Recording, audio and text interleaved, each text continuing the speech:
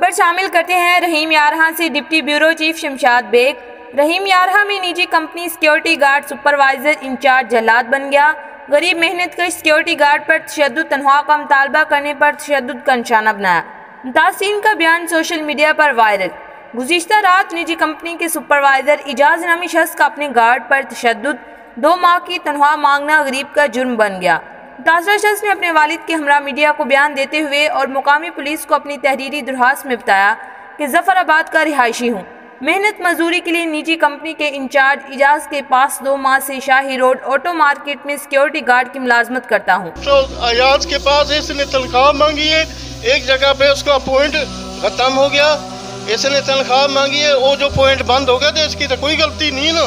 इसने तनख्वाह मांगी, रात का टाइम था, 12-1 बजे का टाइम था, इसको उसने मारे, चप्पलों से मारे, थप्पड़ों से मारे।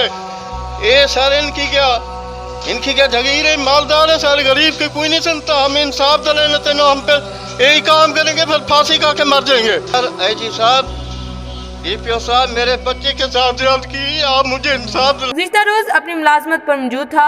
इजाज़ अहमद, जिसने मुझे मुलाजमत पर रखा हुआ था, आया और कहा आज से आपकी नौकरी हद, यहाँ से चले जाओ। तो मैंने अपनी तनख्वाह का तकाजा किया तो गुस्से में आते ही तैश में आ गया। वो मारते हुए तशद्दुद का निशाना बनाया, जिससे जिस्म पर निशान पड़ गए और कहा कि तुम्हारी हिम्मत कैसे हुई मुझसे तनख्वाह मांगने की। अहले इलाका ने मिन्नत समाजत करते हुए जानबशी करवाई।